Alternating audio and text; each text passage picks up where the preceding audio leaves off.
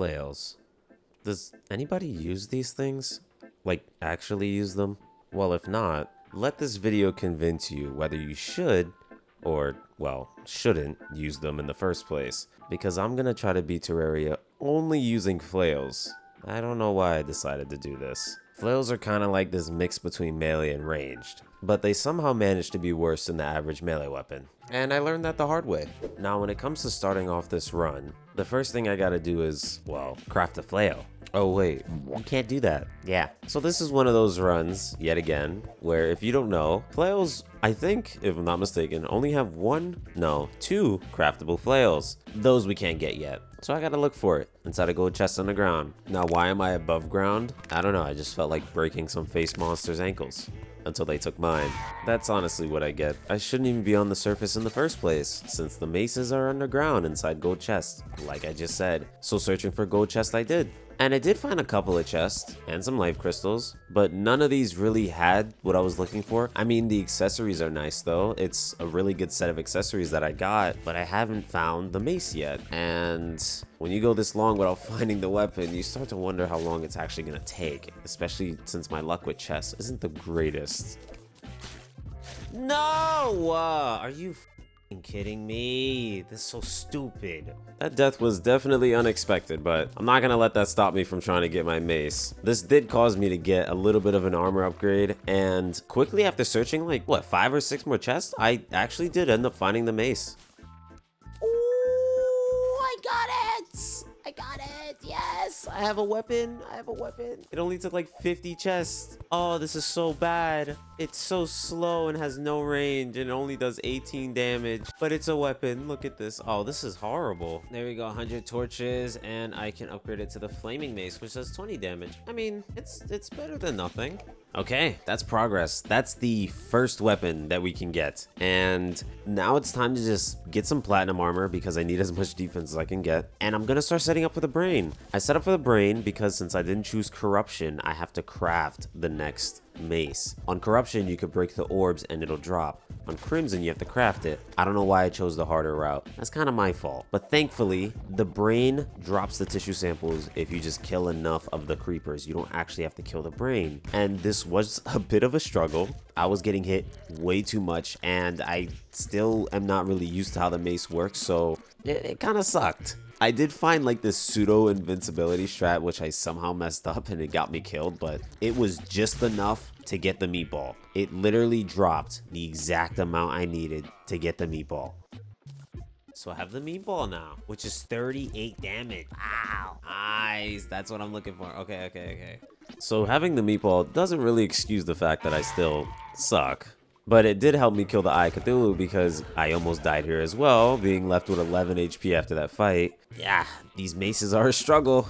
I tried to fight the brain one more time to maybe kill it. Yeah, that didn't work. I did get enough tissue samples though, so I can go get a full set of molten armor because I have the Deathbringer pickaxe now. At least that's good because clearly I suck and I can't kill the brain of Cthulhu. So I'm gonna skip that for now and come back to that way later. So I fought the goblin army, you know, the group of green people that raid you and you kill them because you don't like them. Is that like racially motivated in any? I don't know. Yeah, then I went ahead and I grabbed a bunch of accessories from Skylands, Underground, and I got my health max because, I mean, I'm not fighting Skeletron with 240 HP. We're just not gonna do that. I found the sharpening station, which does work. Remember, we're doing maces, which is melee, so that does work for us, and that's gonna be really useful. And that's pretty much it. I'm ready to fight Skeletron. So I set up my small arena and pretty much just went ahead and fought him. This wasn't too bad.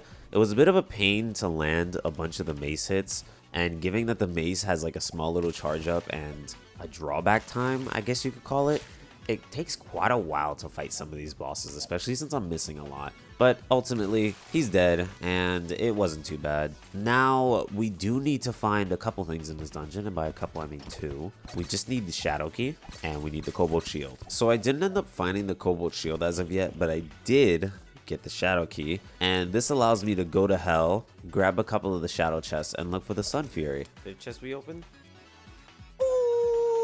a 46 damage weapon all the way to a 88 damage weapon. We also got another pet.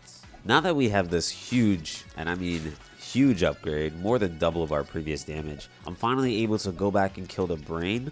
And then I went to the jungle to try to find the Anklet of the Wind, which I kind of just picked a random spot to dig straight down, and I ended up exactly on top of a chest holding the Anklet of the Wind.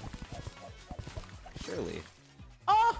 It actually had... Oh, the first chest. No way, bro. Oh my god, the first chest. Alright, cool. Now I went and I grabbed the Kobold Shield and I started setting my arena up for the Wall of Flesh. And this fight was a lot harder than I thought it would be.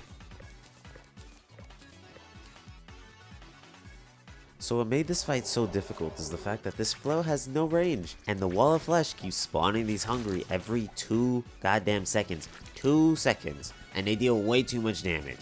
I was able to do it. It did get really close, but I did not expect it to be this difficult to kill the Wall of Flesh. That was horrible. I hate this game. That was the worst Wall of Flesh fight I think I've ever had. Alright, let's just say thank you to that Life Force potion that I found because that came in real handy. Anyways, hard mode. I need to get the Tao of Pow. That's my next weapon. It's a pretty good weapon from what I remember. And wait, did I don't know if I pronounced that right. I'm sorry if I didn't. I genuinely don't know how to pronounce that. I'm gonna save you the time. I quickly got all the ores I needed to make a full set of adamantite armor. It's the same thing every time. We don't need to see that. Then I went ahead and shimmered over my ranger emblem to a melee emblem. Then I went and started farming for the Tao of Pow. And somehow I have a surface crimson desert and a surface hollow desert, which is a huge help for me because I don't have to make a desert of my own. And I got both the shards really easily. I mean, that's not bad. I pretty much got it on 2 kills of each mummy. I think that's a pretty big win. I don't know the drop rate, but I think that's pretty lucky. And that just leaves the souls of night and light, which I went ahead and grabbed, and there it is. That's it. Our first weapon. Just like that easily. That's peak right there. That's peak! That's peak! 154 melee damage. Holy crap. Oh, it's so fast too. Finally. Now we could start fighting the mechanical bosses, starting with the Destroyer. This one because he's gonna be easiest out of all the 3, and I kind of want to farm him for the full set of hollowed armor just to get that extra little bit of help for the next 2 bosses. Now these fights would have been easy if I wasn't too cocky and ended up dying twice. Besides me being stupid and thinking that I'm invincible, I was able to kill him 3 times, which allows me to get the full set of hollowed armor. And now I'm ready to start fighting the next 2 bosses, starting with the twins. These 2 went pretty okay. It was a bit annoying because of how far they are, so it's a bit of a pain to hit them with the mace consistently, but ultimately not too bad of a fight. It did get a little close, but as per usual, I handled it pretty well. And now for Skeletron, he was the same thing. I did have 1 stupid death that was kinda maybe my fault. Nice, finally.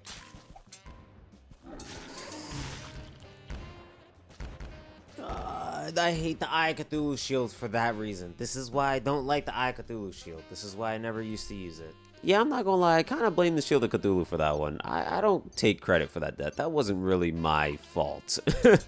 Maybe. Probably is.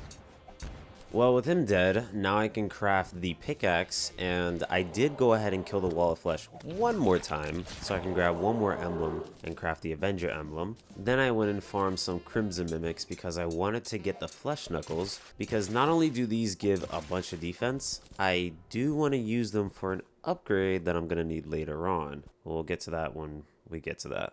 And with that out the way, I then took a life fruit and converted it to an Aegis fruit because given how close I have to get to bosses, and with some future bosses we do have fight, I need every little bit of defense I can get my hands on. So this 4 defense is gonna go a long way, trust me. And would you look at that? It's that time again, everybody. It's the time for the Chlorophyte farm, the Plantera search, and the arena setup for Plantera as well. Now this time around, I did take the bottom part of my arena out because I learned my lesson from last time. That didn't go too well with all the bouncing Plantera balls slapping me in the face. Pause. And so this time, since I destroyed the bottom, it makes the fight a lot easier. I was able to just circle her and completely just avoid every attack pretty much, and that didn't make it too bad. Now the problem is Plantera does have an upgrade to our weapon, and I was really crossing my fingers fingers that I got it first try because I really don't want to have to farm her 70 times for her weapon.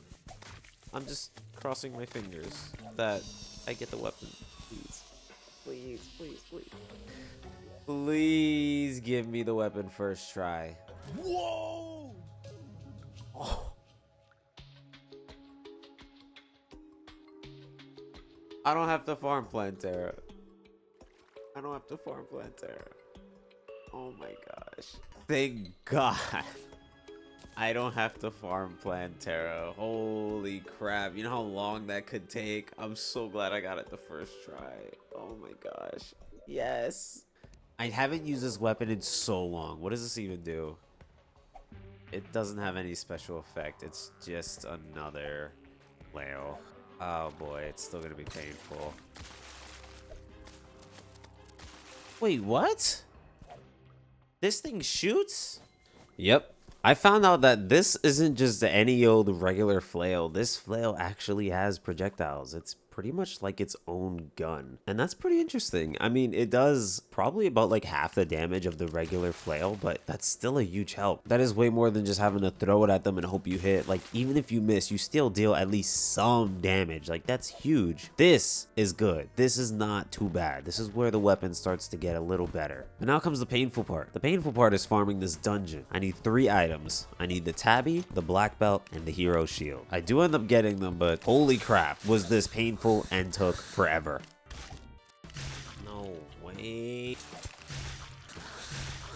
No way, bro. No. Oh my. Oh my. Doing it again. Look. Out there. Oh my god. Jesus Christ. Yeah, that took a lot of dying and dying and dying and dying and dying over and over and over again, just so I can get this item called the hero shield. You might be like, why did you go through all that for this? Because it gives 2 more defense than the flesh knuckles, and it also grants immunity to knockback, which means I can replace the obsidian shield with an additional accessory, because we do need some type of knockback immunity when you're playing with melee weapons. It's absolutely mandatory, and this accessory gives the most defense available, so why not, right? So now it's time for Golem. This one's going to be pretty straightforward as per usual. I just need to go grab some more life fruit real quick. I'll be right back. There we go. Life's full. We're ready. Everything's set up. Yada yada. Who cares? It's the Golem fight. It was easy. It wasn't bad. This thing is like a little turret. It's like a, I don't know, it's a turret. It's really interesting. It's really good for the Golem. It's actually pretty good. Not bad. Oh, thank God. Okay. Please give me Eye of the Golem. That's what it's called. Oh my God, I actually got it. Well, that was pretty lucky. Now we're truly in endgame. There's one person I've been dreading to fight this whole run because I haven't fought him in so long and I really don't like fighting him. And that's Duke Fishron. If you don't know, Duke Fishron houses the last weapon we need in order to beat this run. And oh boy, he is a boss that exists for some reason. And I just don't like fighting him. He does so much damage and he just seems so difficult, but we're here and I have no choice now. It's me versus the Duke Fishron because I need his weapon in order to beat the Moon Lord. Gotta do it one more time. Oh boy. All right. So how in the hell he has 100k HP? Yeah, it's so Jover. There's no shot this is doable.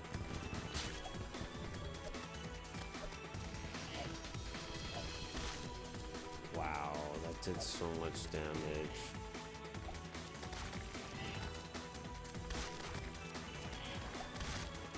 Okay.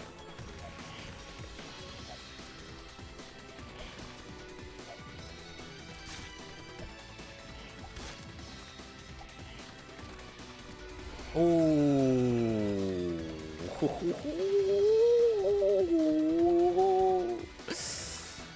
Holy crap. 90 health left.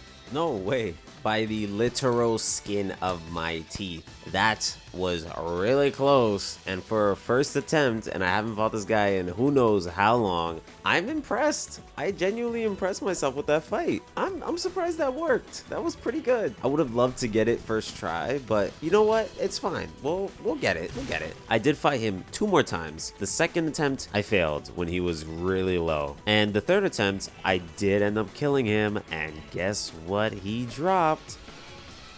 Nice. Okay. Oh, I got it. Second try. Oh my God. It's over. It's finally over. All right, we're done. No way. Second try.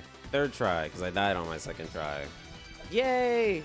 And now it's time for the final stretch, the Flare-On. This weapon, if you don't know, is a flail that releases homing bubbles. It's not like the craziest weapon there is, especially since the range is pretty damn bad still, and it's really slow, but it's still way better than anything we've had up until this point, and this is the only way we're killing Moonlord. Now, as for the fight itself, we're gonna skip over the pillars because those are the same things every time, and they're very tiring and boring. We don't care about that. We care about the Moonlord. The Moonlord fight. Now, this fight made me realize something interesting. When I was fighting Duke Fishron, I got the Shrimpy Truffle mount, and I did not know that when you get low on HP on this mount, you move faster. This alone carried this whole fight. This was a 10-15 minute fight. This was the longest Moonlord fight to date that I've done. It's so long and boring, and I took every hit under the sun, but holy crap, even through all of that, did we finally do it, and we killed Moonlord and beat Flails Only.